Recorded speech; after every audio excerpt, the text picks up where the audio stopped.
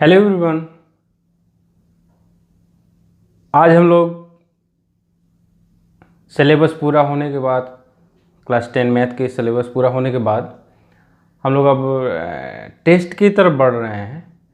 तो test series में पहला टेस्ट हम लोग देखेंगे, जिसमें इस टेस्ट के सारे क्वेश्चन हमने पहले दिखा दिया आपको, वीडियो के शुरू में ही सारे क्वेश्चन हैं। तो आप लोग क्या करिए कि उस क्वेश्चन का स्क्रीनशॉट ले लीजिए या उसको पॉज करके, चाहे जैसे भी, आप उस क्वेश्चन का पहले अपने से प्रैक्टिस करिए। पूरा प्रयास करिए कि अपने से आप उसको लगावें। अगर कहीं इन केस उसमें कोई क्वेश्चन समझ में नहीं आता है तो उस क्वेश्चन के सारे सॉल्यूशंस मैं इसी वीडियो में आगे दूंगा। तो आप उस क्वेश्चन के नंबर के हिसाब से इस वीडियो में उस नंबर पर उस क्वेश्चन का सॉल्यूशन देख सकते हैं। लेकिन मेरा सुझाव होगा कि आप लोग वीडियो तभी देखिए जब उसमें कोई क्वेश्चन में कोई समस्या आती है, आप उसको लगा पाने में असमर्थ हैं। ऐसा नहीं कि क्वेश्चन देखा उसके बाद वीडियो देखा, तो ऐसा नहीं। टेस्ट का मतलब अपना आप टेस्ट कर रहे हैं कि आपकी अभी तक की प्रिपरेशन कैसी है। बोर्ड एग्ज़ाम बस सर पे है, होने वाला है, तो आप लोग उसको अच्छी तरह से मनन करके, चिंतन करके अपने से करने का प्रयास करिए। अगर कहीं फंसता है तो वीडियो पर जाइए। तो मैं क्वेश्चन लेकर के, क्वेश्चन शुरू में हो ही गया है, मैं बारी बारी से क्वेश्चन लेकर के उसका सलूशन भी दिखा दे रहा हूँ। तो क्वेश्चन 1 का पार्ट फर्स्ट है, 2 tan 30 degree plus 1 plus tan square 30 degree का मान क्या होगा। तो देखिए साइन 2 थीटा बराबर, अच्छा देखिए मैं पूरा इसको डिटेल में नहीं बताऊंगा, हिंट दूंगा। टेस्ट है तो हिंट दूंगा। देखिए साइन 2 थीटा बराबर होता है 2 tan थीटा बटे 1 plus tan square theta. Theta की जगह अगर कहीं हम 30 डिग्री रख दें, 30 है ना, तो क्या हो जाएगा, साइन 2 इंटू 30 बराबर 2 tan 30 degree by 1 plus tan square 30 degree. ये कितना हो जाएगा, ये 60 डिग्री हो जाएगा ना, यानी कि हो गया साइन 60 डिग्री बराबर 2 tan 30 डिग्री बटे 1 प्लस tan स्क्वायर 30 डिग्री। यही तो क्वेश्चन है, और इसके बराबर है कितना, साइन 60। इसका मतलब कि आंसर हो जाएगा फर्स्ट, साइन 60 डिग्री इसका आंसर हो जाएगा। 1 का ही सेकेंड पार्ट है, एक घड़ी की मिनट की सुई 8 सेंटीमीटर लंबी है, तो 5 मिनट में मिनट की सुई द्वारा बनाए गए त्रिज्यखंड का क्षेत्रफल। अब ये देखिए घड़ी है, 5 मिनट की सुई, ये घंटे की सुई और ये सेकेंड वाली सुई होती है। तो मिनट की सुई 5 मिनट यानी कि यहाँ से 2 से 3 तक जाएगा। और इस घड़ी में पूरा एक चक्कर यानी कि पूरा 12 खाना पार करने में मिनट की सुई 360 डिग्री कोण बना देगा। ये पूरा यहाँ से मिनट वाली सुई यहाँ से यहाँ तक चला ऐसे, तो 360 डिग्री यानी कि 60 मिनट 60 मिनट में अंतरित कोण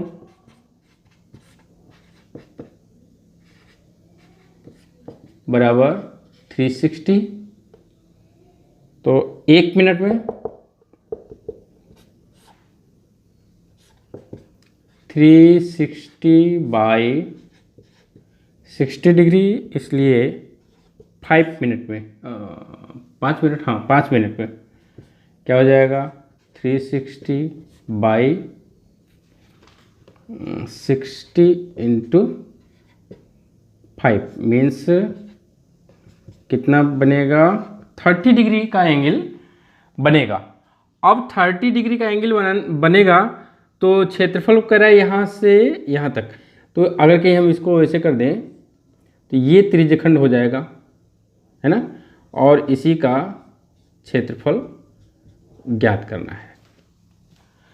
तो ये जो मिनट की सुई की लंबाई है वो त्रिज्या हो जाएगी, और ये कोण कितना है 30 डिग्री, है ना, ये 30 डिग्री हो गया, यानी कि थीटा बराबर क्या हो गया 30 डिग्री, और त्रिज्या r दिया ही है।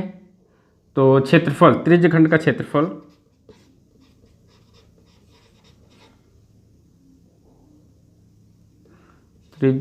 क्षेत्रफल बराबर थीटा बाई 360 होता है into pi r square means sorry मान रख दे तब ना, तो 30 by 360 into pi r square, ये कट जाएगा 12 means pi r square by 12, यानी कि सेकेंड वाला सही है। क्वेश्चन नंबर 1 का थर्ड पार्ट है 9 सेक स्क्वायर ए माइनस 9 tan स्क्वायर ए का मान क्या होगा। देखिए 9 सेक स्क्वायर ए माइनस 9 tan स्क्वायर ए, इसमें से 9 कॉमन ले लीजिए तो क्या हो जाएगा सेक स्क्वायर ए माइनस tan स्क्वायर ए। अब इसका मान 1 होता है तो 9 इंटू 1 यानी कि 9, कौन सा सही होगा, थर्ड वन सही होगा। किसी पूर्णांक n के लिए प्रत्येक धनात्मक विषम पूर्णांक का रूप होगा। कोई भी पूर्णांक n है, ये पूर्णांक का दिया n है, तो के लिए प्रत्येक धनात्मक विषम पूर्णांक, अच्छा देखिए n का मान अगर कहीं 2 है तो n+1 कितना हो जाएगा, n+1 2+1 यानी कि 3, यानी कि अगर n का मान 2 यानी सम संख्या, अगर मान लिया सम संख्या ले लिया, सम संख्या है अगर, तो n+1 करेंगे तो हमको विषम पूर्णांक मिल जाएगा, विषम धनात्मक पूर्णांक मिल जाएगा। लेकिन अगर कहीं n का मान हम 3 ले लें तो n+1 करेंगे तो 3+1 यानी कि 4, है ना, ये n पूर्णांक कोई भी है, तो इसका मतलब कि यदि n पूर्णांक है तो उसका विषम पूर्णांक रूप जो है n+1 नहीं होगा। ठीक है, ये तो सवाल ही दे दिया, ये तो पूर्णांक दिया है, तो विषम पूर्णांक रूप ये विषम हो भी सकता है नहीं हो सकता है, तो ये तो खट जाएगा। 2n, n का कोई भी मान हो, n का मान मान लीजिए एक विषम संख्या लेते हैं 5, गुणा करेंगे सम हो जाएगा, और 2 का मान अगर कोई सम संख्या लेते हैं 8 तो भी सम हो गया, तो ये तो सम हो गया, तो ये तो वैसे कट जाएगा। तो तीनों ये खत्म हो गया तो यही ना बचा, यानी कि विषम पूर्णांक रूप जो है 2n+1 होगा। क्वेश्चन नंबर 1 का 5th पार्ट है, एक द्विघात समीकरण k-1x² + 2k+1x - 9 + k बराबर 0 के मूलों का गुणनफल तथा योगफल, ये गुणनफल और योगफल का के ये बराबर है। तो देखिए अगर कई मूल इनके अल्फा और बीटा हों तो मूलों का योगफल अल्फा प्लस बीटा बराबर क्या होता है, x का गुणांक बटे x² का गुणांक माइनस के साथ -2k+1 और बटे में k-1 और मूलों का गुणनफल क्या होगा, अचर पद -9 + k और बटे में k-1। अब ये मूलों का योगफल और गुणनफल ये दोनों बराबर हैं, यानी कि हो गया क्या, -2k+1 बटे में k-1 बराबर -9 + k बटे में k-1। ये तो कट गया, ये माइनस माइनस में कट गया, तो 2k -k कर दें इधर और इधर हो जाएगा 9 - 1 यानी कि k = 8 ये वाला आंसर होगा। 6वां पार्ट इसका क्वेश्चन नंबर 1 का 6वां पार्ट है, चित्र में त्रिभुज ABC के भुजा BC के समांतर PQ खींचा गया।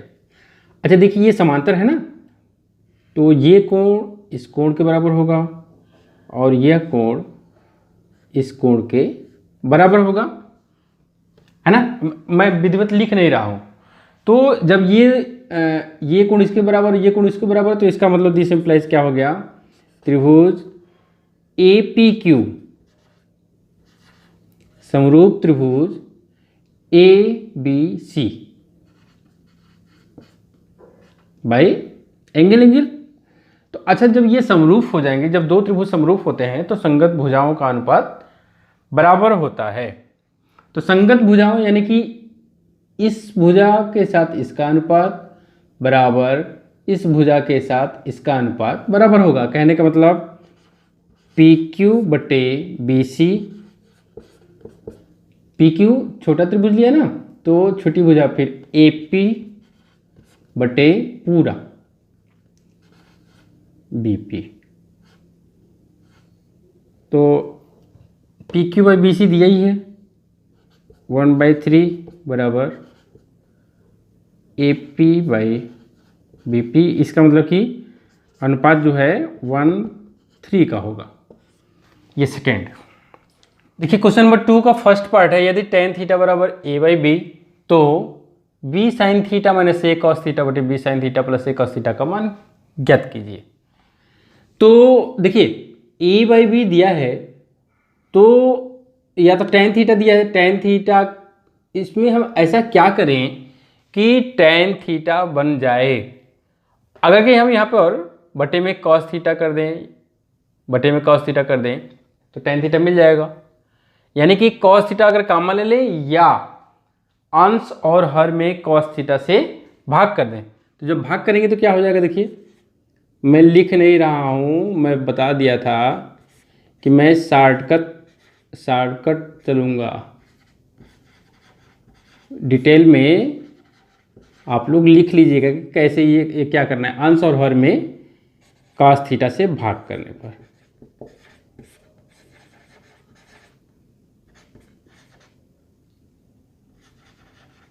cos थीटा बटे ये तो कट गया, यहाँ हो गया b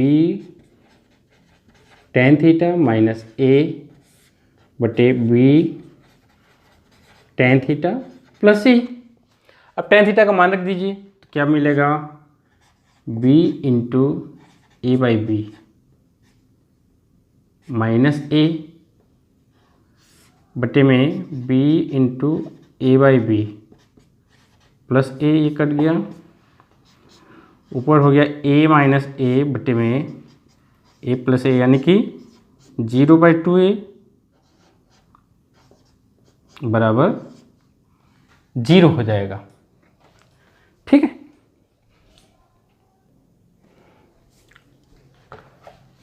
थोड़ा सा 2 ये आंसर हो जाएगा। इसमें सेकेंड पार्ट में देखते हैं, यदि x + 3y = 6, क्या दिया है, x + 3y = 6, तब x y का मान ज्ञात कीजिए। देखिए ये ट्रायल एंड एरर मेथड है, इसमें x और y के चूँकि दो चर राशियाँ हैं तो इनका एग्जैक्ट मान ज्ञात करने के लिए हमको 2 समीकरण चाहिए, लेकिन यहाँ पर एक ही दिया है। तो यहाँ पर ट्रायल मेथड करेंगे, यानी x का मान अपने से रखेंगे और उसको हल करके y का मान हम निकालेंगे। तो कोई भी एक मान कर दीजिए, जैसे मान लेते हैं हम इसमें x = 0 पर, तो x = 0, तो 0 + 3y = 6, तो ये तो 0 हो जाएगा, ये 3y हो गया, 3y = 6, तो y = क्या हो जाएगा, y = 2 और x = 0। ये एक आंसर हो जाएगा, है ना। और बहुत से आंसर आएंगे इसके।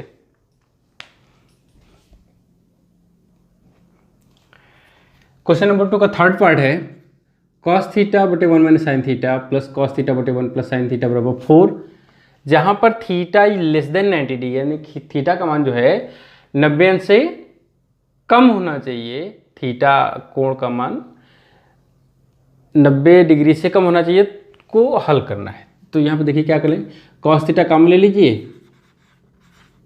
तो क्या मिलेगा, 1/1 - sin θ + 1/1 + sin θ, लघुत्तम ले लेंगे, तो यहाँ पर तो हो गया cos θ, ये इधर हो जाएगा 1 + sin θ, प्लस इधर जाएगा तो 1 - sin θ, बटे में देखिए 1 - sin θ 1 + sin θ, तो क्या हो जाएगा, 1 - sin² θ हो जाएगा, ये कट गया, = 4 चल रहा है।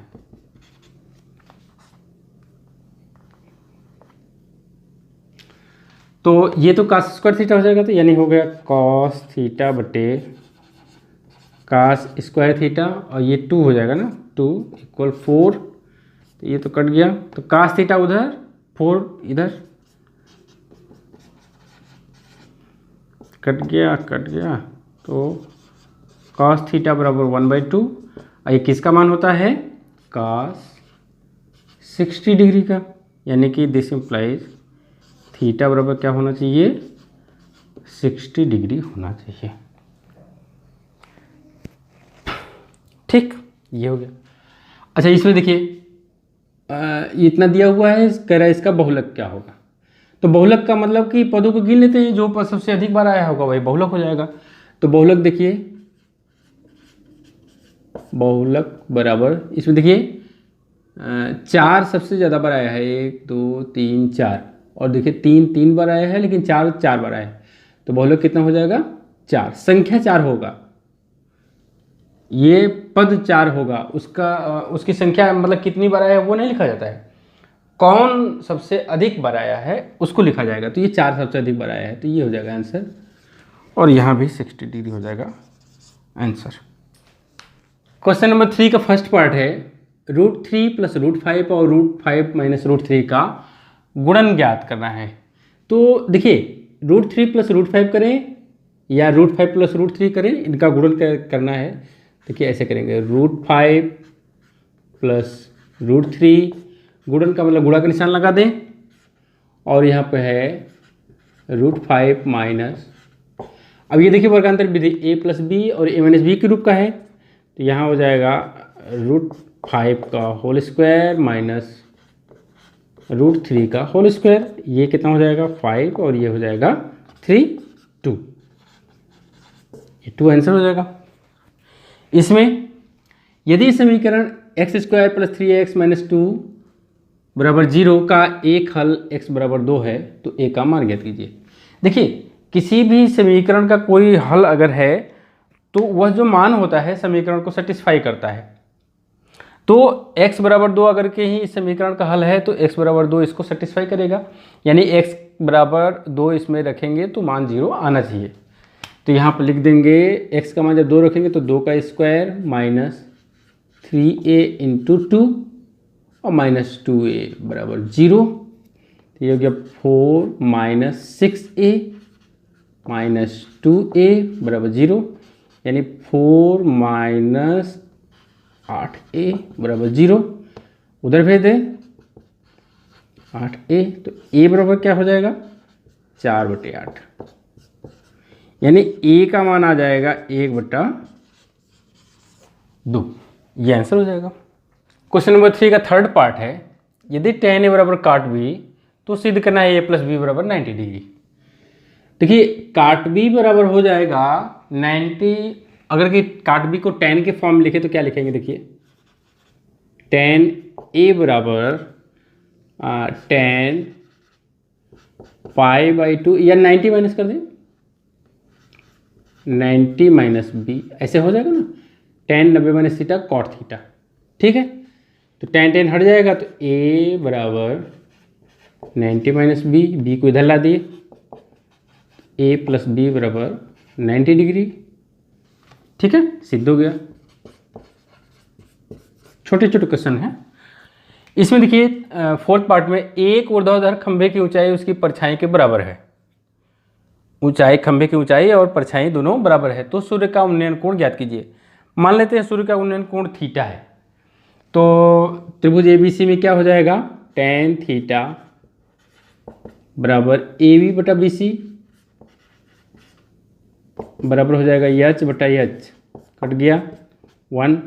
अब tan में 1 किसका मान होता है, tan 45 अंश का मान होता है ना, तो दिस इंप्लाइज थीटा बराबर 45 अंश, यानी कि उन्नयन कोण बराबर 45 अंश। तो ये आंसर हो जाएगा। क्वेश्चन नंबर 4 का फर्स्ट पार्ट है, सिद्ध कीजिए कि √5 माइनस √3 एक अपरिमेय संख्या है। तो इस तरह का जब सवाल करना होता है तो इसको मान लेते हैं कि ये परिमेय संख्या है। पहले इसका हम कंट्राडिक्शन, उसका उल्टा विपरीत मान लेते हैं कि ये परिमेय संख्या है। तो परिमेय संख्या है तो अगर a और b दो पूर्णांक हो तो इसका मान a/b के बराबर हो जाएगा। तो लिखेंगे माना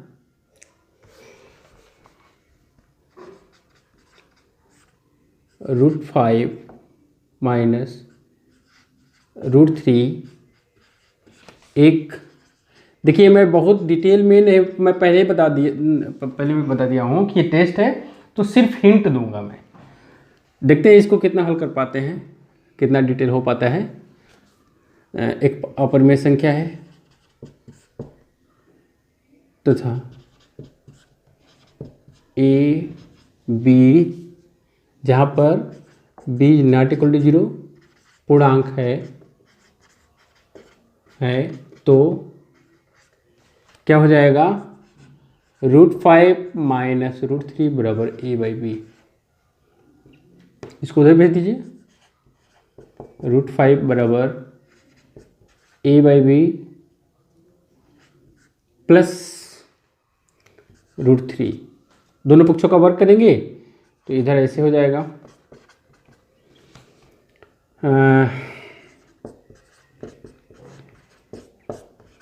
बराबर हो जाएगा a²/b² प्लस 3 प्लस 2√3 a/b, और इधर क्या हो जाएगा 5 हो जाएगा। तो इसको इधर ला दें, इसको पूरा को इधर ला दें, 5 minus a² minus b² minus 3 बराबर 2√3 a/b। ठीक है, तो ये घट जाएगा तो हो जाएगा 2 माइनस a² माइनस b² बराबर 2√3 a/b। तो √3 को छोड़ करके बाकी को इधर ला दें तो क्या हो जाएगा 2b/a और 2 माइनस a² बटे b² बराबर √3। अब यहाँ पर थोड़ा सा थिंक करना है, सोचना है। देखिए a और b दो पूर्णांक हैं, a और b दो पूर्णांक हैं जहाँ पर b is not equal to 0, b 0 नहीं है, तो इसका जो भी मान आएगा वो एक परिमेय संख्या है।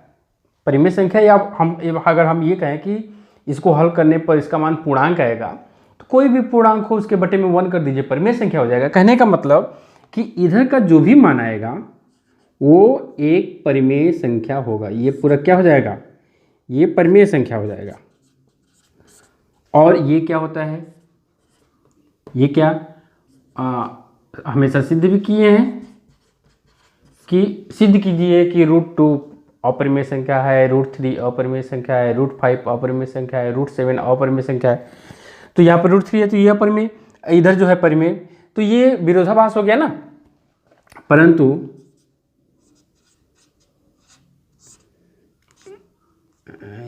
यह विरोधाभास है, विरोधाभास है कि √3 एक अपरिमेय संख्या है।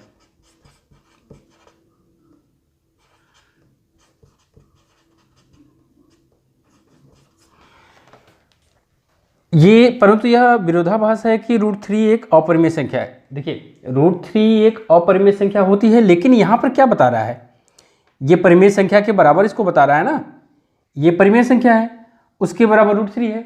इसका मतलब कि √3 ये कह रहा है कि √3 एक परिमेय संख्या है, जबकि √3 परिमेय संख्या तो होता नहीं है।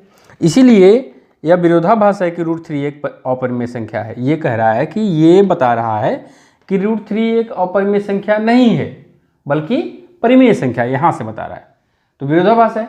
इसका मतलब ये गलत है, तो इसका मतलब ये हुआ कि अतः √5 माइनस, अच्छा जैसे ये √3 अपरिमेय है उसी तरह से √5 भी अपरिमेय है, तो ये दोनों क्या हो जाएगा, अपरिमेय संख्या हो जाएगा।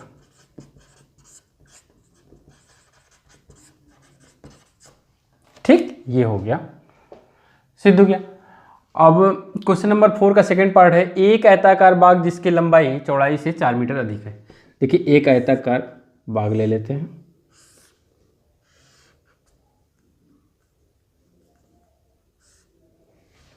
ठीक है।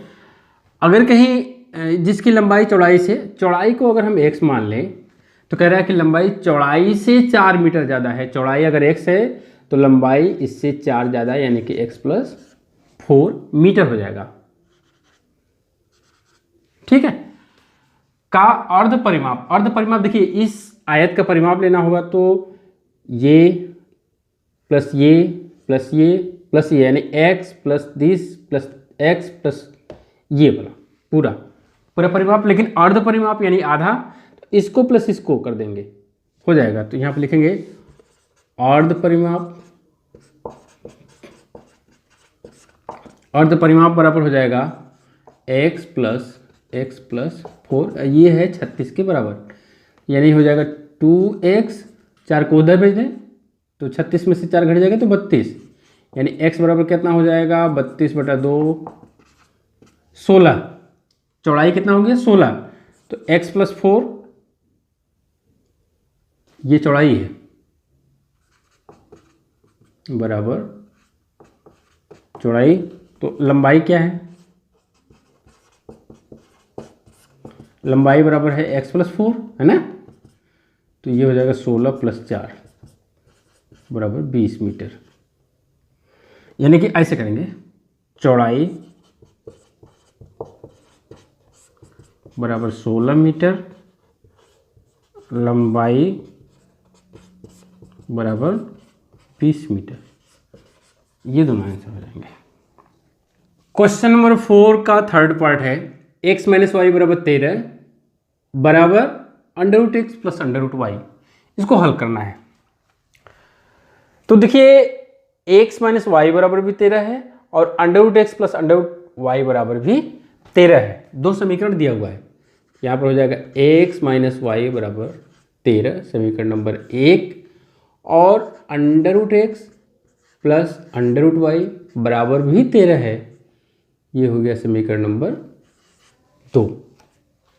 अभी इसको हम ऐसे लिख सकते हैं, √x का होल स्क्वायर माइनस √y का होल स्क्वायर बराबर 13। वर्गांतर विधि से एक में प्लस एक में माइनस, एक में प्लस हो गया और एक में माइनस हो जाएगा। और ये तो समीकरण 2 ही है, तो यहाँ पर मान रख दें इसका। यहाँ हो गया 13 गुणे √x माइनस √y बराबर 13। ये तो कट गया, तो यहाँ पर हो गया √x माइनस √y बराबर 1, समीकरण नंबर 3। अब देखिए 1 और 3 को हल कर दें। 1 क्या है, यहाँ पे लिख दें पहले 1 और 3 से, 1 और 3 से √x प्लस √y बराबर 13 और √x माइनस √y बराबर 1, ये कट गया। 2 √x बराबर 14, तो √x बराबर 7 हो जाएगा। वर्क कर देंगे दोनों तरफ का, तो x बराबर हो गया 49। x का मान रख दीजिए, इसी में रख दीजिए। x का मान समीकरण 2 में रखने पर, तो ये हो गया 49 माइनस y बराबर 13। इसको उधर भेज दें, इसको इधर, तो 49 माइनस 13 बराबर y, यानी y बराबर हो गया 36 और x बराबर हो गया 49। ये हो गया इसका आंसर। 4th पार्ट है, एक घड़ी के मिनट की सुई 14 सेंटीमीटर लंबी है। 10 मिनट में मिनट की सुई द्वारा बनाए गए त्रिज्यखंड का क्षेत्रफल ज्ञात कीजिए। इसी वीडियो में फर्स्ट क्वेश्चन का और सेकंड पार्ट में इसी टाइप का क्वेश्चन दिया हुआ है। तो उसमें हम बताए थे ये जो सुई की लंबाई है त्रिज्या हो जाएगी, r बराबर 14 सेंटीमीटर हो गया यहाँ पे, ठीक है। 10 मिनट में, उसमें हम लोग देखे थे कि 1 मिनट में, जैसे 60 मिनट में मिनट की सुई 1 चक्कर लगा लेगी। 1 चक्कर का मतलब हो गया 360 डिग्री, यानी कि 60 मिनट में 60 मिनट बराबर हो जाएगा 360 डिग्री। तो 1 मिनट बराबर 360 बटे में 60 में कितना हो जाएगा 60 डिग्री, सॉरी 6 डिग्री, 6 डिग्री। तो 10 मिनट में 10 मिनट बराबर 6 गुणे 10 यानी कि 60 डिग्री। ये 60 डिग्री थीटा हो जाएगा। त्रिज्या इतना दिया है, तो क्षेत्रफल, त्रिज्यखंड का क्षेत्रफल,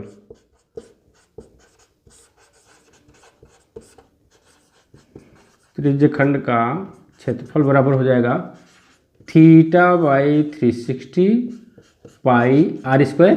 ये फॉर्मूला है। तो यहाँ पर थीटा की जगह 60 डिग्री बटे 360 इंटू 22 बटे 7 गुणे 14 गुणे 14, 7 दूनी 14, 6 3, तो ये कितना हो जाएगा 14 दूना 28, 14 दूना 28 थी, 1 0 2 3 6 3 6 18, इतना सेंटीमीटर स्क्वायर, सेंटीमीटर है ना।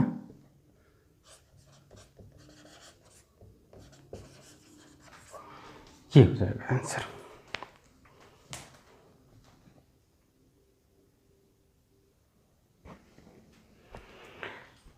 क्वेश्चन नंबर 5 का फर्स्ट पार्ट है 3x + y = 19 तथा 4x - 3y = 8 समीकरण को हल कीजिए।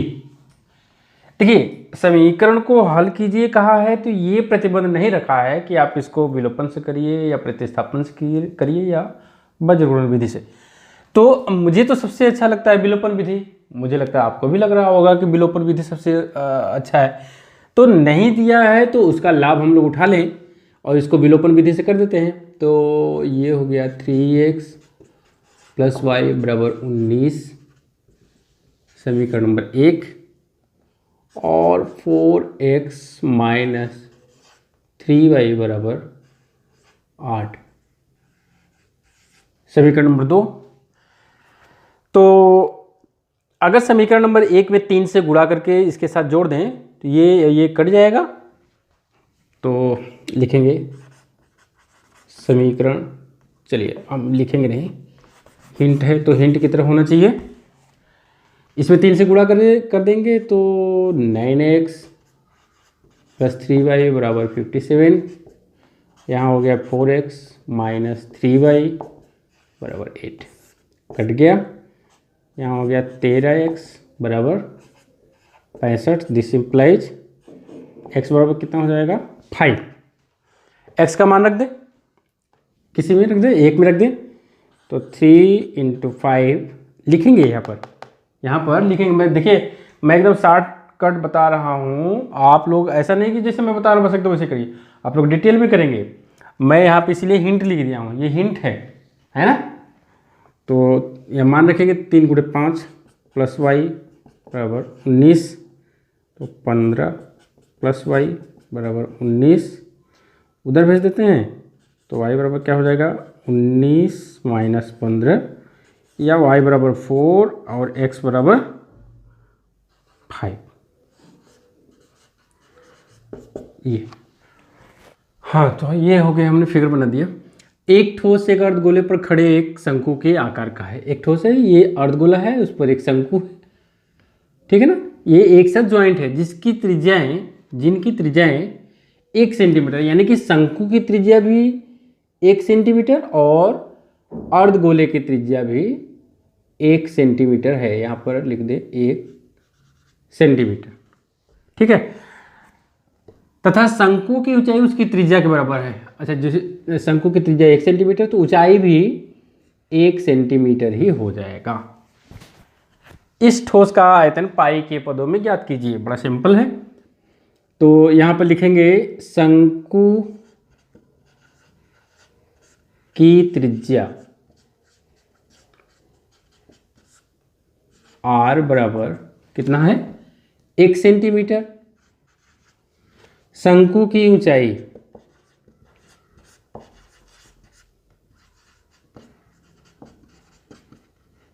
h बराबर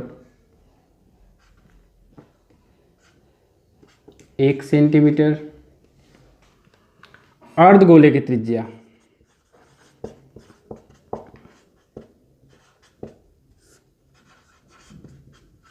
ये थोड़ा सा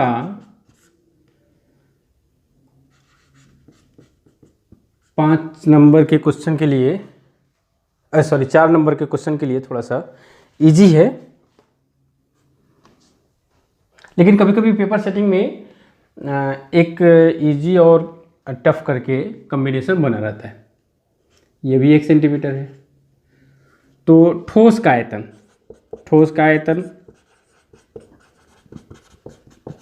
हमारा मतलब हो गया शंकु का आयतन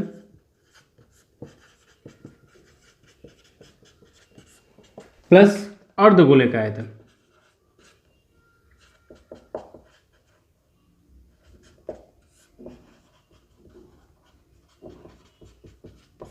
one by 3 pi r² plus इसका अर्धगोले का आयतन 2/3 पाई r³ मान रख दें 1/3 पाई इंटू 1² r का मान 1, h का मान 1, सबका मान है, प्लस 2/3 पाई इंटू 1 का क्यूब। ये तो 1 हो गया पूरा, यहाँ भी 1 हो गया। तो यानी कि हो गया यहाँ पर π/3 और यहाँ पर हो गया 2π/3। कहने का मतलब कि 3 एलसीएम तो पाई प्लस 2π कितना हो जाएगा 3π/3 means pi centimetre cube. Pi centimetre cube इसका आंसर आ जाएगा। क्वेश्चन नंबर 5 का थर्ड पार्ट है। आकृति में त्रिभुज ABD बराबर कोण।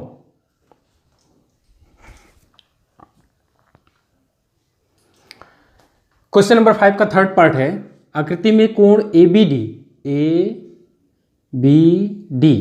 ये कोण बराबर कोण CDB बराबर कोण PQD ये सब 90 डिग्री है, यानी कि ये लंबवत हैं, ये सब लंबवत हैं। इसका मतलब कि यह रेखा इसके समांतर हो जाएगी, क्योंकि एक सीधी रेखा पर तीनों रेखाओं का झुकाव समान हो गया, तो इसका मतलब वो समांतर है। यदि AB बराबर x, ये x है, ये y है और PQ z है। मात्रा का लंबाई है तो सिद्ध कीजिए कि 1/x plus 1/y plus 1/z बराबर 1/z। ये मान लेते हैं A है, ये मान लेते हैं B है। तो इसकी सहायता से हमको सिद्ध करना है। ये मैं हिंट दूंगा बस केवल।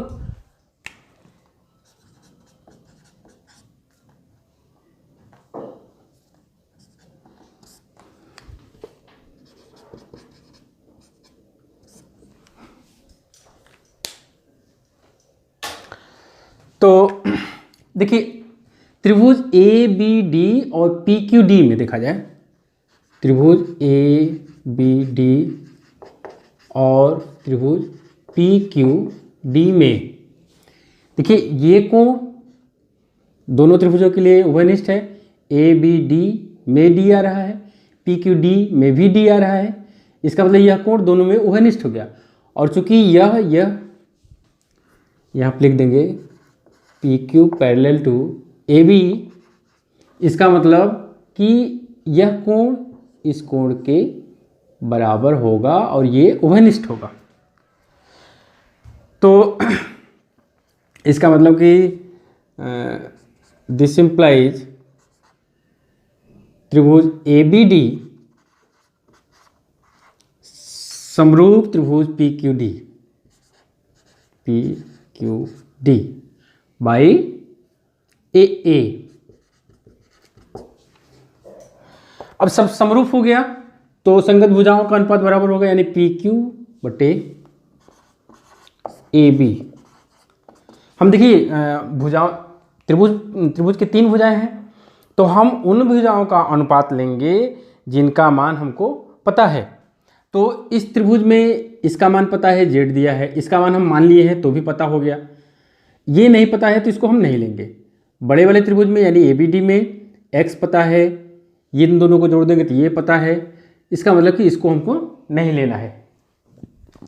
तो PQ बटे AB और QD बटे BD ये हो जाएगा। तो इसमें क्या हो जाएगा, देखिए PQ यानी Z बटा x बराबर QD, B बटा BD यहाँ से लेकर के यहाँ तक है तो A प्लस B हो जाएगा। समीकरण नंबर 1 काम हो गया। इसी तरह से इस वाले त्रिभुज में ले लेते हैं, तो ये जो PQ है CD के समांतर होगा। लिखेंगे पहले क्या, त्रिभुज CDB तथा त्रिभुज PQB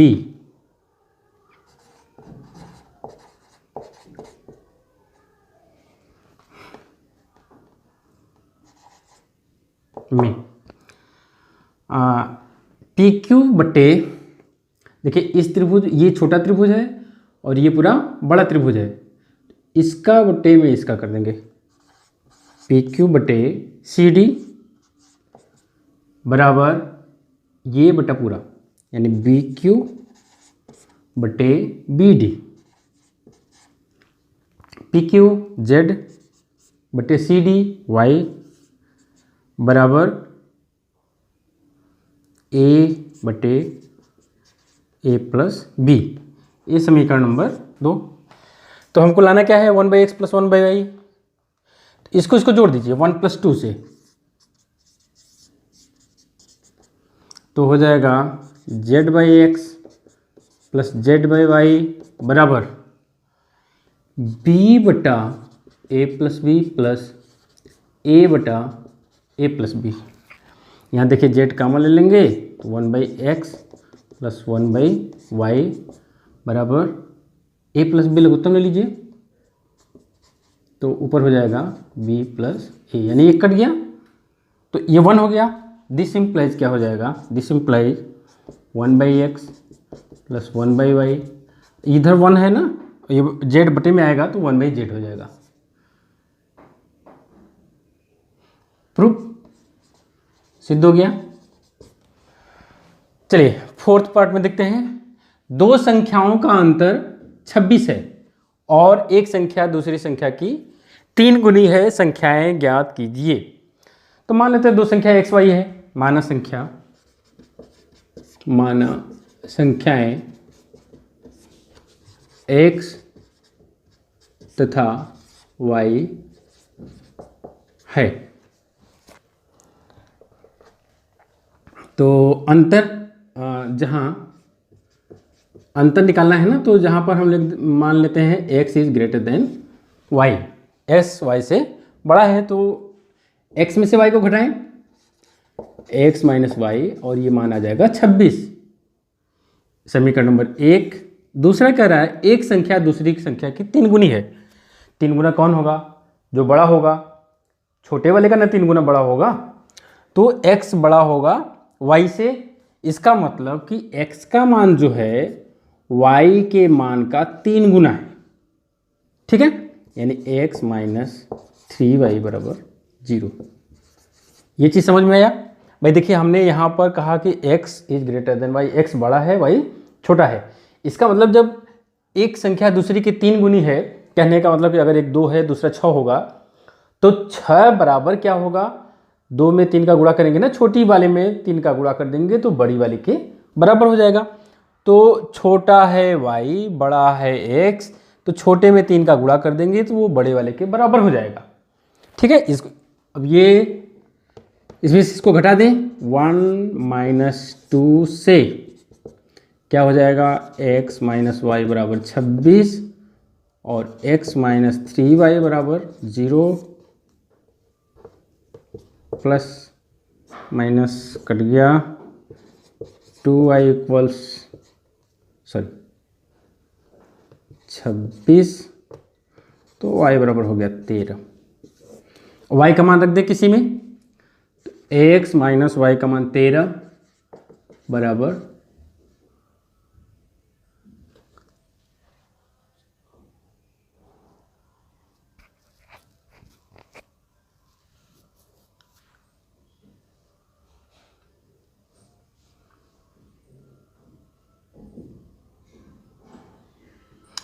तो 13 को उधर भेज दें, 26 + 13 यानी x बराबर 39। अतः एक संख्या बराबर 39 और दूसरी संख्या बराबर 13, ये आंसर हो जाएगा। है यहाँ पर देखिए, 1 मीटर लंबा आदमी जो खंभे के शिखर पकड़ा है सड़क के उस बिंदु पर, यानी ये पूरा व्यक्ति या आदमी जो है पूरा कोण अंतरित कर रहा है, तो ये कोण होगा, यानी ये कोण बीटा होगा। तो इस बार कोण जुटेगा, ठीक है। तो जब हम इस त्रिभुज को लेंगे तो ये कोण पूरा जुट जाएगा, तो क्या हो जाएगा, tan अल्फा प्लस बीटा बराबर PQ बटे QR।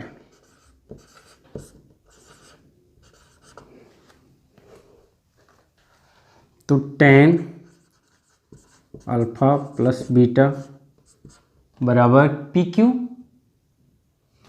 पी क्यू का मतलब एच प्लस ए हो जाएगा, एच प्लस ए बटे में क्यू आर यानी कि एक्स।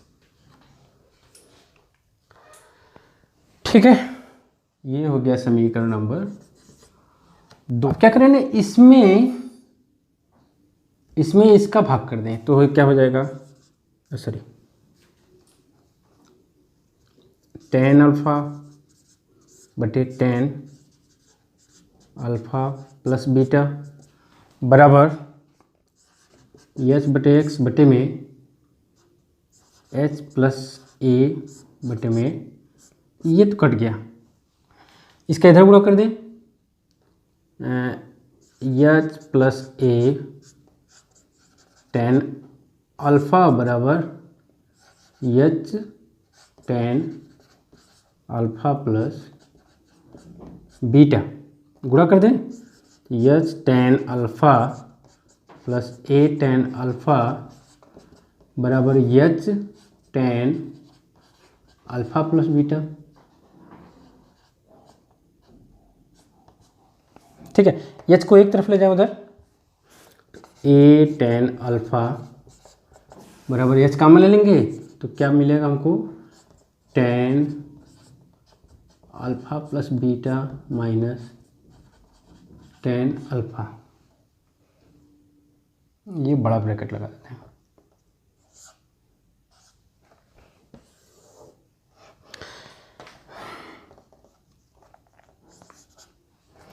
ठीक है, तो हमको एच एलिमिनेट, एच का मान निकालना है ना, तो एच बराबर क्या हो जाएगा, देखिए एच बराबर हो जाएगा ए tan अल्फा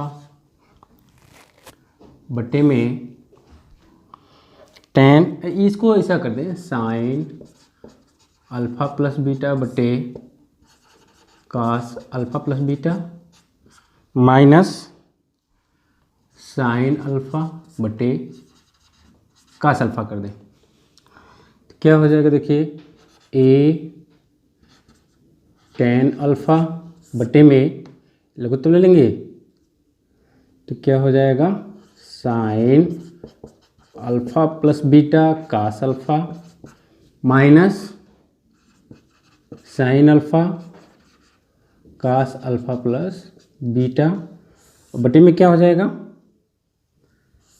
ये देखिए बड़ा वाला है, ये बटे में कास अल्फा प्लस बीटा। अच्छा, इसको अगर हम साइन अल्फा बटे कास अल्फा कर दें तो ये कट गया इससे, और ये जाएगा ऊपर, क्या हो जाएगा ऊपर, A sine alpha cos alpha plus beta बटे में क्या हो जाएगा, देखिए ये sine A cos B minus cos है साइन बी, तो ये sine of A minus B कर सकते हैं, साइन ऑफ ए का मतलब कि alpha plus beta minus B का मतलब अल्फा, ये कट गया तो क्या हो गया, A sine alpha cos alpha plus beta बटे में साइन बीटा, क्या लाना था। ठीक हो गया, प्रूव्ड। ठीक, क्वेश्चन नंबर 6 का सेकेंड पार्ट, दर्शाइए कि किसी धनात्मक पूर्णांक का वर्ग किसी पूर्णांक के लिए 5q + 1 5q + 3 के रूप का नहीं हो सकता। ये यूक्लिड डिवीजन एल्गोरिथम उसका है। तो इसमें हम लोग मान लेते हैं कि माना x धन पूर्णांक है,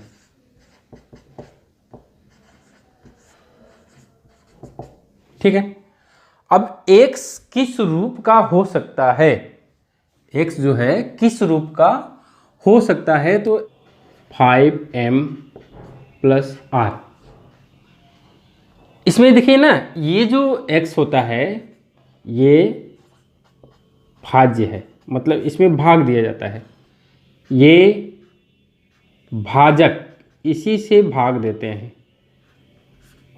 और कितनी बार जाएगा वो भाज्य हो गया, और ये शेष होता है, शेष फल। तो अब देखिए, भाज्य मतलब जिसमें भाग दिया जा रहा है किससे, 5 से। अब किसी संख्या में अगर हम 5 से भाग दे रहे हैं तो शेषफल क्या बच सकता है, 0 बच सकता है। 1 2 3 4, 5 शेषफल नहीं बचेगा, क्योंकि 5 से भाग दे रहे हैं तो 5 शेषफल नहीं बचना चाहिए। 5 शेषफल का मतलब कि हम एक बार कम ले गए हैं, ठीक है।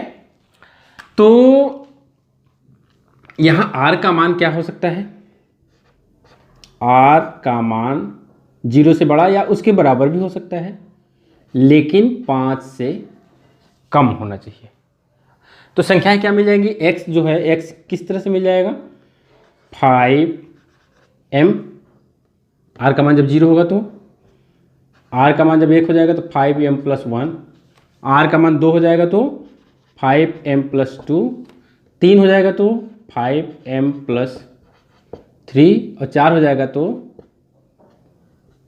5m + 4।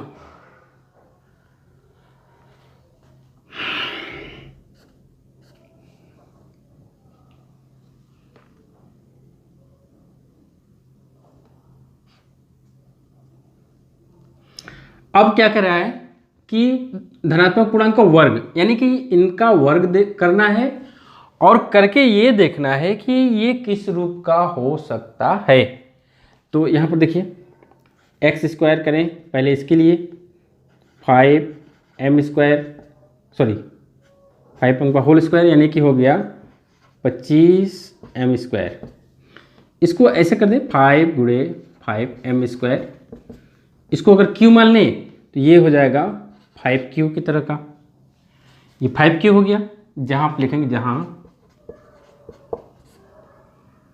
5m² = q। इसके लिए x² करें, 5m + 1 का होल स्क्वायर, 25m² + 1 + 10m। इसमें 5 कॉमन ले लेंगे तो मिलेगा हमको 5 common, 5m² + 2m, 5m² + 2m और +m + 1। इसको q मान लें तो क्या मिलेगा, 5q + 1। देखिए, ये q जो मान रहे हैं ना, वो भाज्य है जिसमें 5 का भाग देना है, ठीक है। तो इसको q मान लेते हैं, कोई दिक्कत नहीं उससे, हर बार q मान लेंगे। 5m + 2, तो यहाँ पर हो जाएगा 25m² + 4 + 20m। अच्छा, इसमें से 5 कॉमन आ जाएगा तो 5m² और प्लस यहाँ से 4 और +4, इसको q मान लेते हैं तो 5q + 4। फिर से x² निकालें, किसके लिए, 3 के लिए, 5m + 3 का whole square means 25m² + 9 + 30m। इसको तोड़ करके इस तरह से करेंगे, 5m² + 30m + 5 + 4। इसमें से 5 कॉमन ले लें, 5m² + 6m + 1 + 4। इसकी जगह इसकी जगह q, 5q + 1। एक और रह गया ना ये, तो x² = 5m + 4 का होल स्क्वायर मीन्स हो गया 25m² + 16 + 5 का 40 है। अब इसको ऐसे लिख दें 25m² plus 40m plus 15 plus 1, 5 common 5m² plus 8m plus 3 plus 1, इसको क्यों मान लें 5q प्लस 1। अब देखिए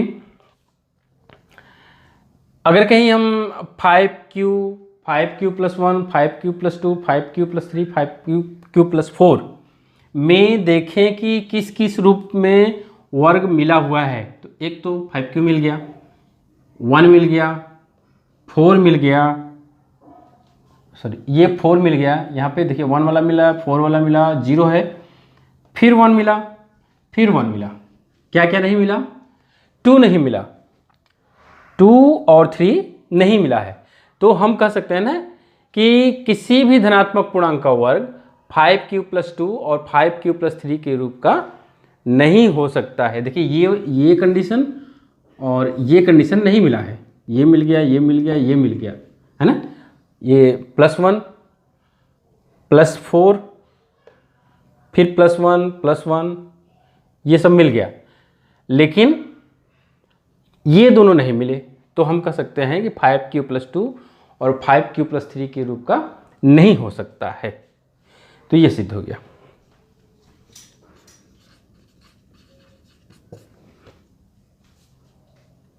क्वेश्चन नंबर 6 का थर्ड पार्ट है, एक त्रिभुज ABC के शीर्ष ABC 7 ये सब पर निर्देशांक दिया हुआ है। एक्चुअल में देखिए ना, ये निर्देशांक ज्यामिति के त्रिभुज के क्षेत्रफल का सवाल है और सिलेबस में इस बार नहीं आना है, लेकिन इसके बावजूद भी मेरा मन किया कि इस सवाल को एक बार दिया जाए, प्रैक्टिस हो जाए, आएगा तो ठीक, नहीं आएगा तो कौन सा नुकसान हो जाएगा, ठीक है ना, एक क्वेश्चन ही तो देखना है।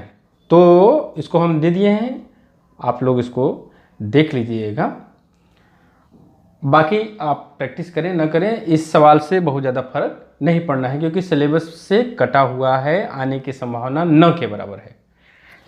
तो चलिए देखते हैं।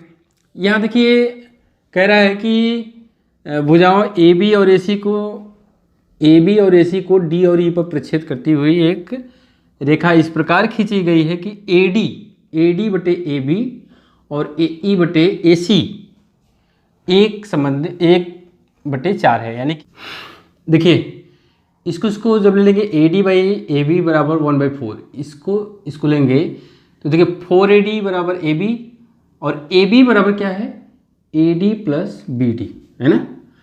फिर AD को इधर ला देंगे तो 4AD माइनस AD 3AD बराबर BD, तो AD बटे BD बराबर 1/3, यानी कि ये 1 हो जाएगा, ये 3 हो जाएगा, ये M हो जाएगा, ये N हो जाएगा अनुपात। इसी प्रकार AE बटे AC भी 1/3 आएगा, यानी कि 1M और 3N। D का निर्देशांक, जब D का निर्देशांक लेंगे तो 1 × 1 प्लस 3 × 4, 1 × 1 प्लस 3 × 4 बटे में 1 + 3 हो जाएगा। Y के लिए 1 × 5 प्लस 3 × 6, 1 × 5 प्लस 3 × 6 और 1 + 4, तो ये आ जाएगा 4 × 3 = 12, 13/4 और 6 × 3 = 18, 5 23/4। इसी तरह से E के निर्देशांक के लिए 1 × 7 प्लस 3 × 6, 1 × 7 प्लस 3 × 4 होगा, 3 × 4 और फिर 1 × 2 प्लस 3 × 6, ये हो गया 4 × 3 = 12, 7 19, सॉरी यहाँ पे 19 होगा।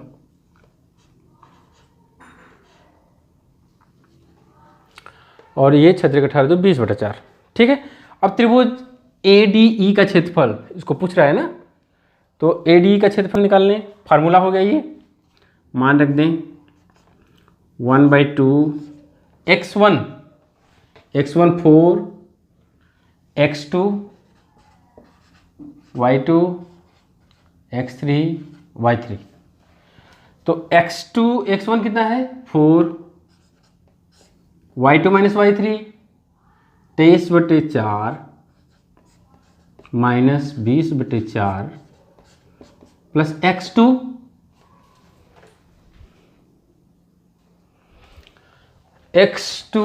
13/4 y3 माइनस y1 यानी कि 20/4 माइनस y1 6 है plus x3 19/4 y1 minus y2 y1 6 और y2 6 माइनस 23/4 इधर कर देते हैं तो 1/2 4 इंटू 3/4 हो जाएगा यहाँ पर माइनस यहाँ पर सॉरी प्लस 13/4 इंटू 20 माइनस 24/4 यानी कि -4/4।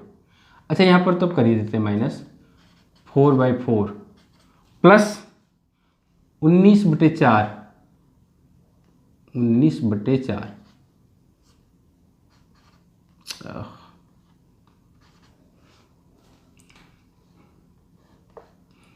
19/4 6 को 24 माइनस 23 1/4 तो कितना हो जाएगा। देखिए ये कट गया ये कट गया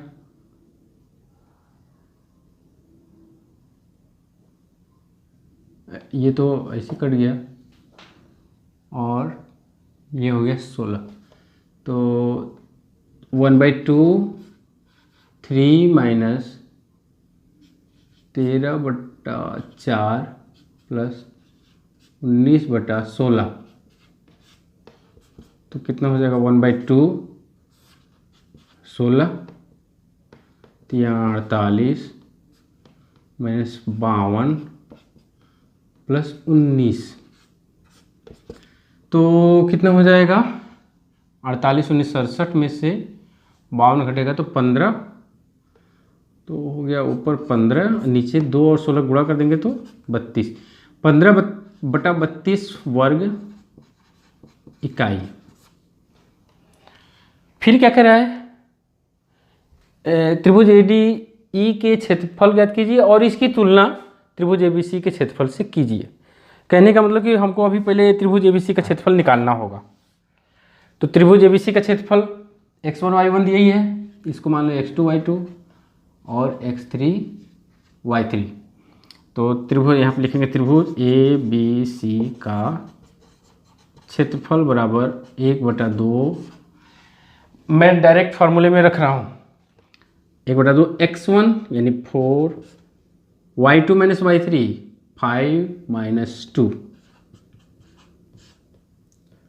plus x2 1 y3 minus y1 3 यहाँ पे 2 minus 6 plus x3 7 y1 minus y2 6 minus 5 तो क्या हो गया 1/2 ये 3 4 × 3 माइनस 4 और प्लस 7 कितना हो गया 4 3 12 8 7 15 15/2 वर्ग इकाई। ये तो हो गया त्रिभुज ABC का क्षेत्रफल। अनुपात निकालना है त्रिभुज ADE का क्षेत्रफल। यहाँ पे लिखेंगे त्रिभुज ADE का क्षेत्रफल बटे त्रिभुज ABC का क्षेत्रफल। ADE का कितना है 15/32, इसका कितना है 15/2 15 15 कट गया ये हो गया 2/32 1 16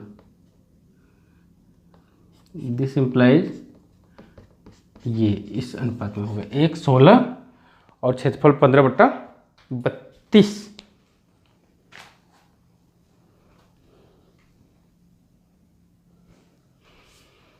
क्वेश्चन नंबर 6 का 4th पार्ट है यदि निम्न सारणी में विद्यार्थियों के प्राप्तांकों का समांतर माध्य 25 अंक है तो f का मान ज्ञात कीजिए। ये प्राप्तांक दिया हुआ है और विद्यार्थियों की संख्या दिया हुआ है। कहने का मतलब ये वर्ग अंतराल दिया हुआ है और ये बारंबारता दिया हुआ है।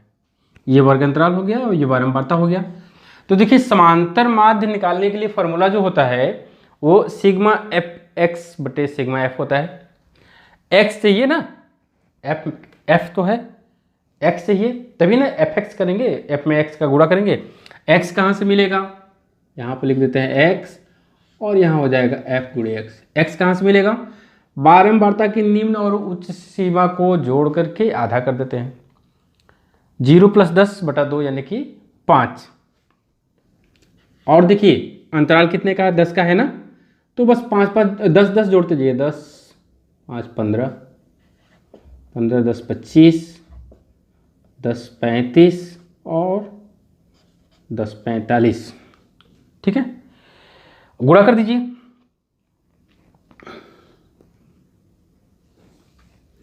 5 × 15, यहाँ पर चूंकि f का मान नहीं दिया है तो 15f लिख देंगे यहाँ पर। ठीक है, यहाँ पर 25 का 150, 150, 35 में 10 का गुणा कर देंगे तो 350 और इसमें गुणा करेंगे तो 225, 5 × 5 = 25, 5 × 20 तो 22। ठीक है, अब देखिए ये 4 तो जुड़ जाएगा लेकिन 15f अलग रहेगा, तो ये 5 5 10 और प्लस 15f हम ऐसे लिख देते हैं।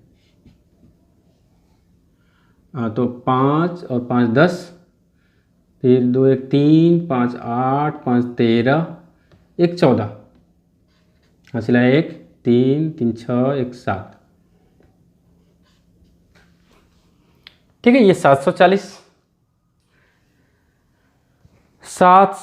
Plus F. अब देखिए समांतर माध्य दिया हुआ है, समांतर माध्य कितना है 25 है। तो समांतर माध्य का फॉर्मूला होता क्या है,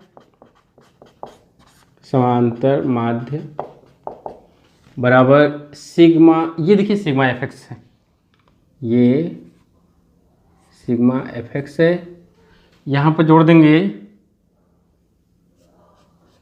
सिग्मा एफ, तो ये 3 6 9 10 19 5 24 और प्लस एफ, चूँकि एफ का मान नहीं पता है तो उसको प्लस कर देंगे एफ। तो सिग्मा एफ एक्स बटे सिग्मा एफ होता है, इसका मान 25, सिग्मा एफ एक्स का मान 740 प्लस 15f, 740 प्लस 15f बटे में ये 24 plus f।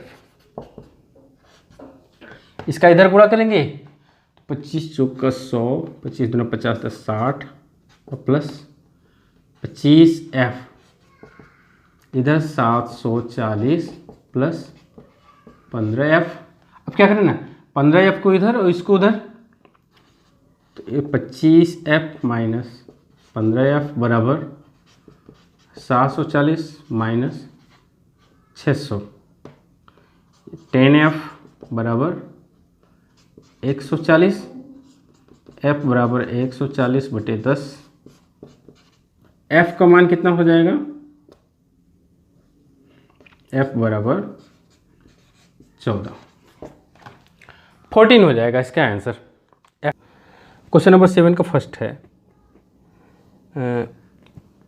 5 centimetre, 6 centimetre, 7 centimetre भुजाओं वाले एक त्रिभुज की रचना कीजिए। पहले एक त्रिभुज बनाना है, फिर एक अन्य त्रिभुज की रचना कीजिए जिसकी भुजाएं दी गई भुजाओं की संगत भुजाओं की 7/5 गुनी हो। देखिए ये 7 ऊपर बड़ा है, 5 नीचे छोटा है।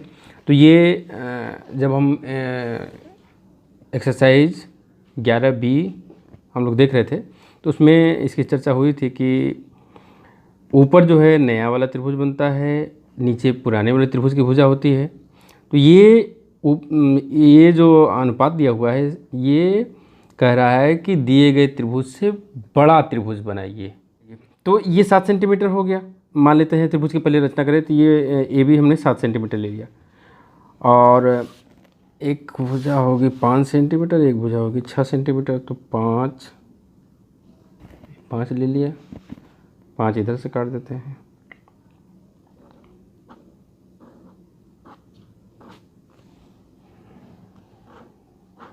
ये हो गया। फिर 6 सेंटीमीटर ले लेते हैं,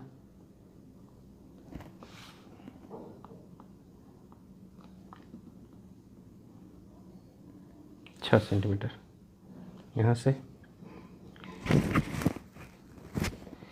ये पॉइंट सी हो जाएगा। अब यहाँ से इसको मिला देते हैं।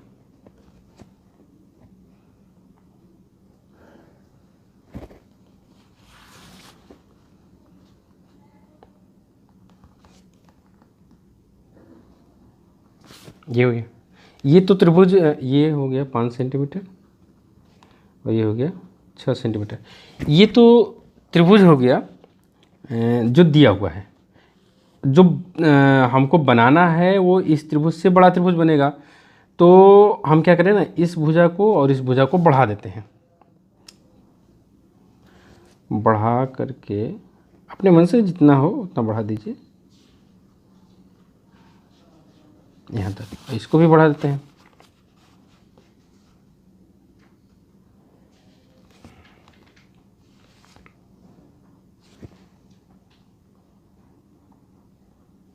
ये बढ़ा दिया। अब क्या करना है ना, इस त्रिभुज के बिंदु ए से एक न्यून कोण, देखिए समकोण यहाँ ऐसे है, तो इधर से कम करते हुए एक न्यून कोण बना दीजिए।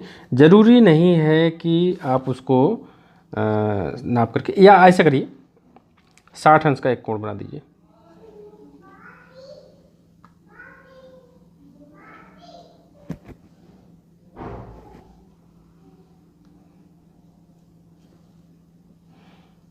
फिर यहाँ से इसको ऐसे ले लेते हैं। ठीक है, ये हो गया 60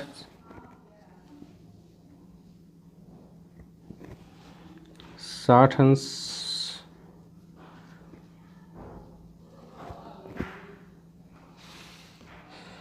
अब यहाँ पर न्यून कोण बनाते हुए AX, ये एक्स एक रेखा खींचा और A से 7 बराबर, देखिए 7/5 है ना, 7 गुना बनाना है, तो 7 बराबर चाप काटा, यानी AB1 B1 B2 B2 B3, ये क्या होगा, सब सब बराबर चाप होंगे, बराबर चाप होने चाहिए।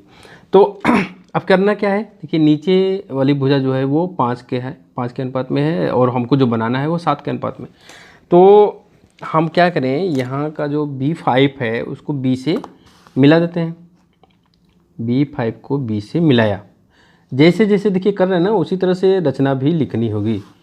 ठीक है, अब इसी B5 के समांतर B7 से एक अन्य रेखा खींचनी है। कैसे समांतर खींचा जाएगा ये देख लेते हैं। ये पहले इसके सीध में इसको मिला लेंगे ऐसे, ठीक है, फिर यहाँ से इसको सपोर्ट कर देंगे,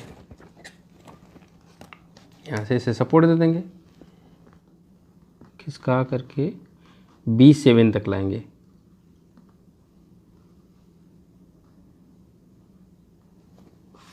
ये हो गया, B7 तक ला दिए।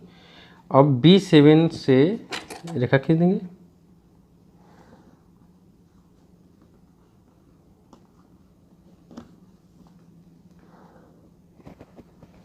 ये B7 से जो रेखा है AB की बढ़ी हुई रेखा ABY को B डैश पर ये काटेगा।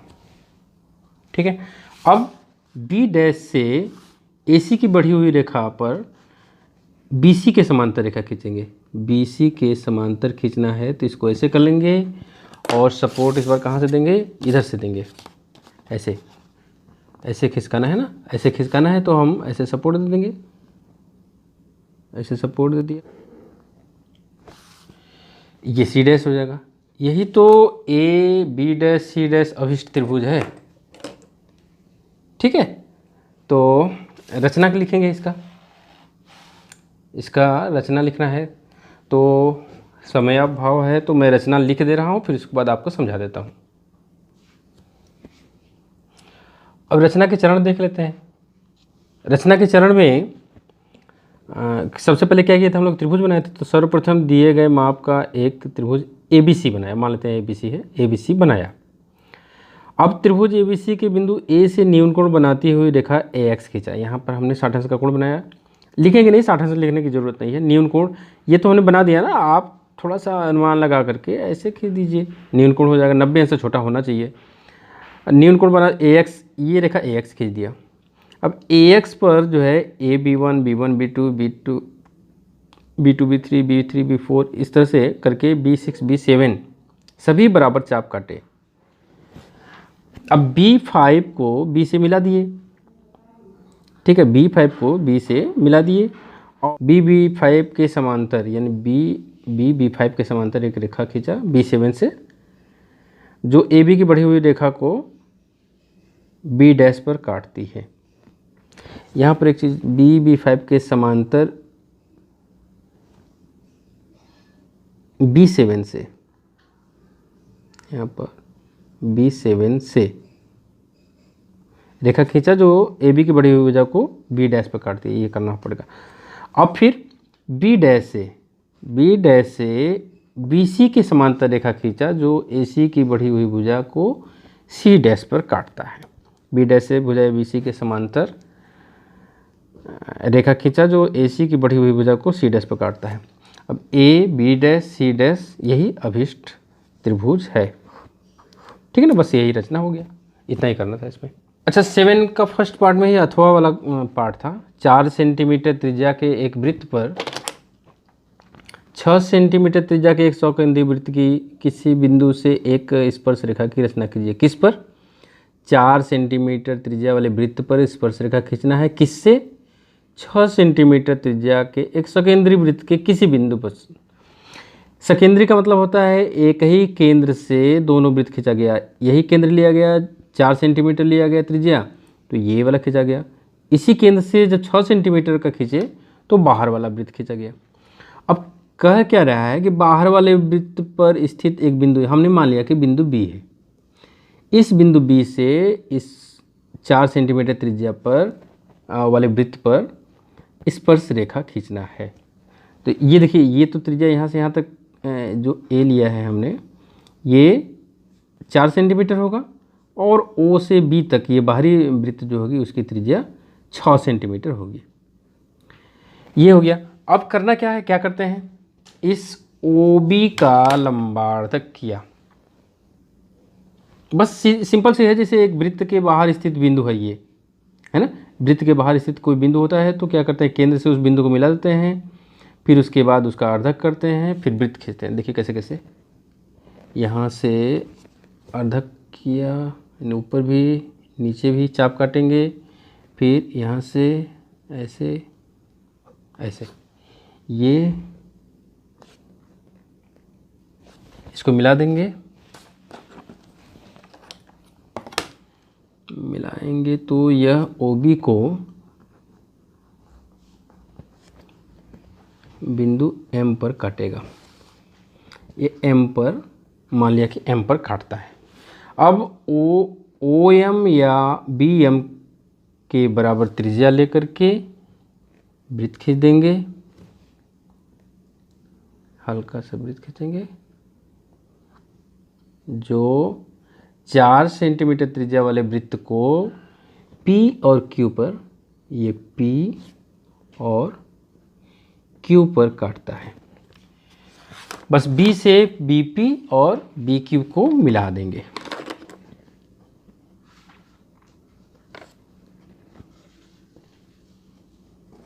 ये हो गया।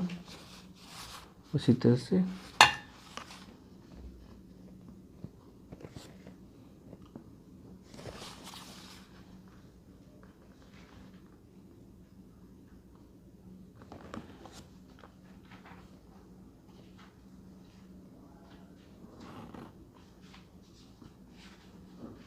ये तो ये BP और BQ दोनों बराबर होंगे। इनको माप लेते हैं। तो ये त्रिज्या आ गई है 4.5 से थोड़ा सा कम, या 4.5 ले लेते हैं। तो अब रचना के चरण, रचना के चरण और फिर क्या करना, परिकलन द्वारा इस माप की जांच कीजिए। तो परिकलन से पहले हम रचना के चरण लिख लेते हैं। रचना के चरण में सर्वप्रथम 4 सेंटीमीटर तथा 6 सेंटीमीटर त्रिज्या के 2 सकेंद्रीय वृत्त खींचे। इसी केंद्र से 4 सेंटीमीटर और 6 सेंटीमीटर का त्रिज्या का 2 वृत्त खींचा। 6 सेंटीमीटर त्रिज्या के वृत्त पर बिंदु बी लिया। इस पर एक बिंदु बी ले लिए, ओ को बी से मिलाया, ओ को बी से मिला दिए। ओ बी का लंबार्धक किया, इसका क्या किए ना, लंबार्धक किए, आधे से अधिक दूरी लेकर के चाप काटे, उसको मिला दिए। मिलाए तो ये ओ बी को एम पर काटता है, ओ बी का लंबार्धक किया जो ओ बी को एम पर काटता है। ठीक है, अब ओ एम या बी एम के बराबर, ओ एम बराबर बी एम त्रिज्या लेकर के और एम को केंद्र मानते हुए एक वृत्त खींचा जो 4 सेंटीमीटर वाले त्रिज्या को कहाँ पर काटता है, पी और क्यू पर काटता है। एम को मानते हुए खींचा जो 4 सेंटीमीटर वाले वृत्त को पी तथा क्यू पर काटता है। अब क्या करें, बी को पी और क्यू से मिला देंगे, बी को पी तथा क्यू से मिलाया। यही बीपी तथा बी क्यू अभिष्ट स्पर्श रेखाएं हैं। और मापने पर जब स्केल से मापे हम लोग, तो देखें कि बीपी बराबर बी क्यू ये 4.5 सेंटीमीटर, थोड़ा सा 4.5 से थोड़ा सा बहुत मामूली सा कम था, तो उसको अप्रॉक्सीमेट हम लोग 4.5 सेंटीमीटर मान लिए। अब इसका परिकलन करना है। यह है ओ बी, देखिए 6 centimetre, O B 6, O P 4 और बी पी बराबर क्या हो जाएगा, ये O B square minus O P square under root में, तो 6 का स्क्वायर माइनस 4 का स्क्वायर, 36 माइनस 16 20, 20 का वर्गमूल लेंगे तो 4.47 या अप्रॉक्सीमेट लेंगे तो 7 को हटा करके यहाँ पर 0.5 कर देंगे। तो ये देखिए ये मान और ये मान बराबर है।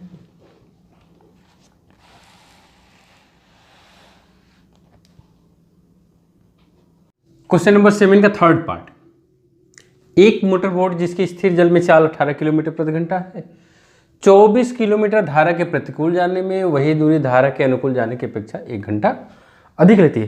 ये प्रतिकूल चलेगी तो जो सापेक्ष चाल है वो कम हो जाएगी, और जब धारा के साथ मोटर बोट चलेगी तो स्पीड बढ़ जाएगी। स्पीड उसमें सापेक्ष चाल कहा जाता है, सापेक्ष चाल बढ़ जाती है। तो विपरीत वाले में समय ज़्यादा लगेगा और धारा के साथ चलने वाले में समय कम लगेगा, और दोनों का अंतर 1 घंटा का रहा है। तो मान लेते हैं कि धारा की चाल, माना भाई देखिए मैं बस हिंट दे रहा हूं, धारा की चाल x किलोमीटर प्रति घंटा है। ठीक है, तो हम ये निकाल लें कि धारा के अनुकूल जाने पर क्या सापेक्ष चाल होगी और धारा के प्रतिकूल जाने पर सापेक्ष चाल। यहाँ पे लिखेंगे धारा के अनुकूल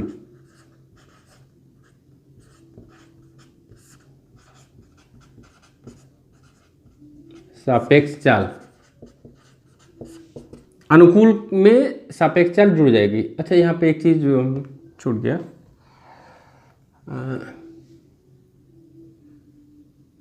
मोटर बोट की चाल, मोटर बोट की चाल ये है 18 किलोमीटर प्रति घंटा। ठीक है, धारा के अनुकूल चाल क्या हो जाएगी, x + 18 हो जाएगा किलोमीटर प्रति घंटा, और धारा के प्रतिकूल, धारा के प्रतिकूल सापेक्ष चाल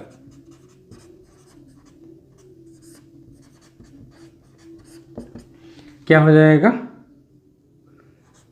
18 - x, मोटर बोट की ज़्यादा रहेगी किलोमीटर प्रति घंटा, इसको भी बल्कि पहले 18 लिख दीजिए, एक जैसा रहेगा।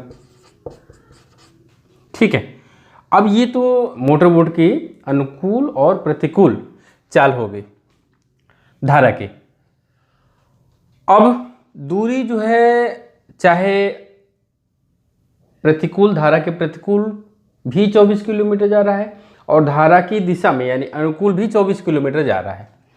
तो दोनों परिस्थितियों में 24 किलोमीटर चलने में लगा समय, तो पहले लिखें धारा के अनुकूल जाने में लगा समय, धारा के इसमें समय ज़्यादा लगेगा, तो प्रतिकूल जाने में लगा समय इसको T1 मान लेते हैं। तो समय बराबर दूरी बटे चाल, दूरी 24, चाल प्रतिकूल ये 18 - x, ठीक है। और धारा के अनुकूल जाने में लगा समय T2 बराबर 24 बटे 18 प्लस x। अब ये देखिए धारा के प्रतिकूल समय ज़्यादा लगेगा, जब धारा के विपरीत चलती है मोटर बोट तो समय ज़्यादा लेगी, और धारा के अनुकूल जब चलेगी तो समय कम लेगी। तो ये समय ज़्यादा है, ये समय कम है, तो अंतर निकालेंगे तो T1 - T2, यहाँ पर हो जाएगा T1 - T2 बराबर क्या हो जाएगा 24 बटे 18 - x माइनस 24 बटे 18 प्लस x।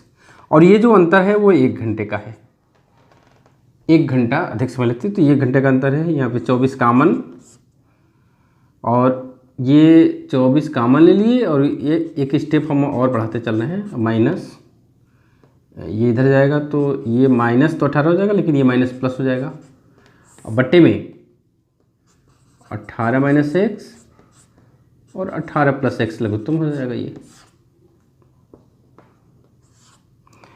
तो क्या कटा 18 कटा, ये हो जाएगा 2x, और इधर ये आ जाएगा वर्गांतर विधि से तो 324 18 का वर्ग माइनस x स्क्वायर बराबर 2x, और ये 24 दूना 48x, या सबको उधर ले जाएं तो हो जाएगा x square plus 48x minus 324 बराबर 0। जब इसका 324 का खंड करेंगे तो हमको मिलेगा, इधर कर देते हैं, x square plus 54x minus 6x minus 324 बराबर 0। x कामन, x प्लस 54 माइनस 6 कामन, x प्लस 54 बराबर 0। तो x प्लस 54 और x माइनस 6 बराबर 0। अब अगर ये 0 होगा तो 6 आएगा, और ये 0 होगा तो x के मान होगा 6 और माइनस 54 किलोमीटर प्रति घंटा है। ये तो अग्राह्य हो जाएगा, नेगेटिव वैल्यू है, यहाँ माइनस है, तो चाल तो ऋणात्मक होगा नहीं। ऋणात्मक का मतलब कि इसको रिटार्डेशन कहते हैं, अवमंदन, वो कम होने वाली बात। तो यहाँ पर ये नहीं लेंगे, ये अग्राह्य हो जाएगा।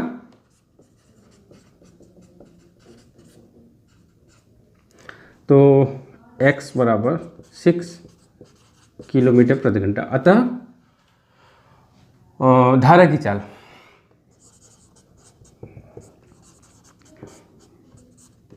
धारा की चाल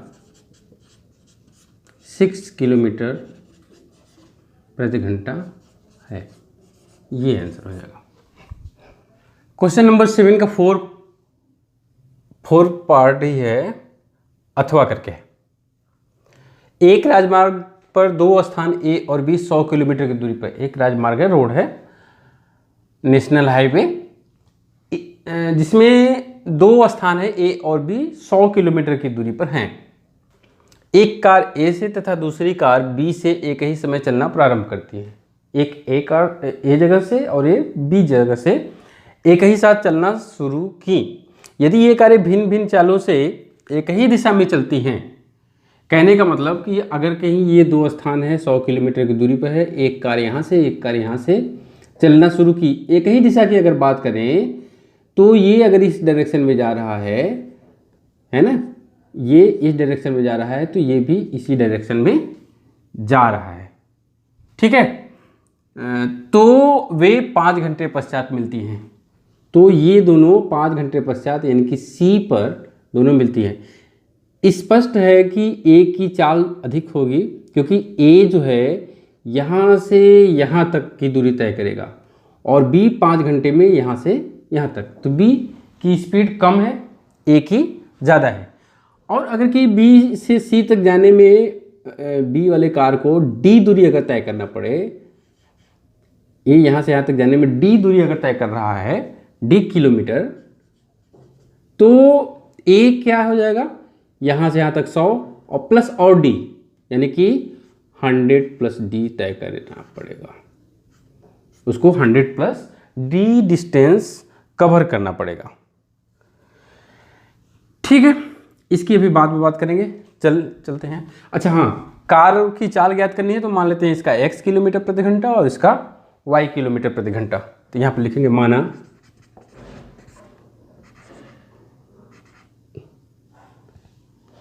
ए से चलने वाली कार, ए से चलने वाली कार की चाल बराबर x किलोमीटर प्रति घंटा और b से y किलोमीटर प्रति घंटा। ये हो गया। तो कार A द्वारा ये डिस्टेंस कवर करने में लगा समय, कार A द्वारा 100 प्लस डी दूरी तय करने में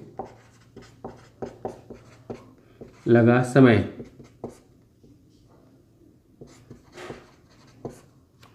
T1, समय बराबर दूरी बटे चाल, दूरी 100 प्लस डी, चाल x। ठीक है, b द्वारा d दूरी तय करने में लगा समय T2 बराबर d बाई वाई। ये T1 T2 को अगर हम 5 रख दें यहाँ पर समय, तो ये देखिए क्या हो जाएगा यहाँ पर 5x, यानी कि 5x equal to 100 plus D, और यहाँ पे क्या हो जाएगा 5y equal to D. D का मान इसमें रख देंगे, डी की जगह पर 5y रख दें, तो क्या हो जाएगा 5x बराबर 100 प्लस 5y, इधर ला दें 5x माइनस 5y बराबर 100, 5 कामन x माइनस वाई बराबर 100। x माइनस वाई बराबर कितना हो जाएगा, 5 से भाग कर देंगे तो BCA समीकरण नंबर 1। अब आते हैं इस पर, ये देखिए। अच्छा हाँ, एक चीज़ जो है, क्वेश्चन जो है इनकम्प्लीट है, क्वेश्चन इनकम्प्लीट है, सिर्फ यही तक दिया है, सिर्फ यही तक देगा तो ये कंडीशन बनेगा, और इस कंडीशन से, केवल इस कंडीशन से दोनों कारों की चाल नहीं ज्ञात हो सकती है। एक कंडीशन और भी है, बुक में इनकम्प्लीट दिया हुआ है, तो इसको जोड़ लीजिए आप लोग। और यदि विपरीत दिशा में चलती है तो 1 घंटे पश्चात मिलती हैं। तो विपरीत दिशा के लिए क्या करेंगे, जैसे मान लेते हैं ये इधर चला और ये इधर चला, अब ये विपरीत दिशा में इस तरह से हो गया, तो ये जो डिस्टेंस कवर करेगा मान लेते हैं m किलोमीटर, तो ये पूरे में से m घटा देंगे तो ये जो है 100 माइनस m, a द्वारा जो है 100 माइनस m और b द्वारा जो है m दूरी तय किया गया। चाल तो वही रहेगी, इसका x इसका y, और समय दोनों का 1 घंटा लग रहा था। जैसे इसमें 5 घंटा लग रहा था, उसमें 1 घंटा लग रहा है। इसी प्रकार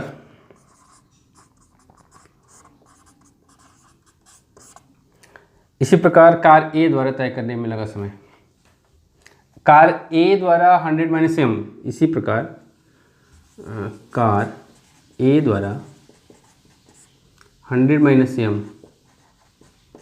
दूरी तय करने में लगा समय।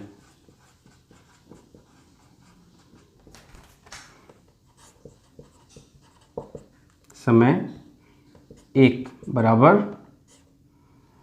समय बराबर दूरी बटे चाल, दूरी 100 - m बटे में चाल x, तो दिस इम्प्लाइज हो जाएगा 100 - m बराबर x का 1 में गुणा कर देंगे तो x आएगा। ए हो गया। और बी द्वारा कितना दूरी, m दूरी, ये भी समय एक ही लेगा और यहाँ पे हो जाएगा m बटे y, दिस इम्प्लाइज m बराबर y। तो y का मान रख देंगे, m की जगह रख देंगे y, तो यहाँ पर हो जाएगा m की जगह y रख देंगे तो 100 - y बराबर x, उधर ले जाएंगे तो हो जाएगा, हमको मिल जाएगा x + y बराबर 100। ये समीकरण नंबर 2 हो गया। अब क्या करना है, 1 और 2 को हल कर देना है। तो 1 + 2 से इसको जोड़ेंगे तो y कट जाएगा, तो बचेगा क्या, 2x बराबर 120, तो x बराबर 60 किलोमीटर प्रति घंटा। x किसका माने है, a का तो 60 किलोमीटर प्रति घंटा हो गया।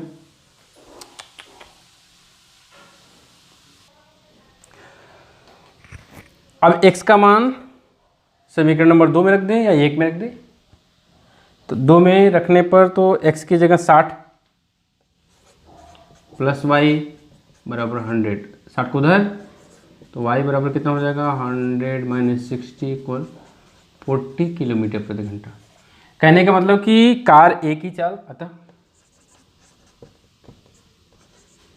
कार ए की चाल बराबर 60 किलोमीटर प्रति घंटा और कार बी की चाल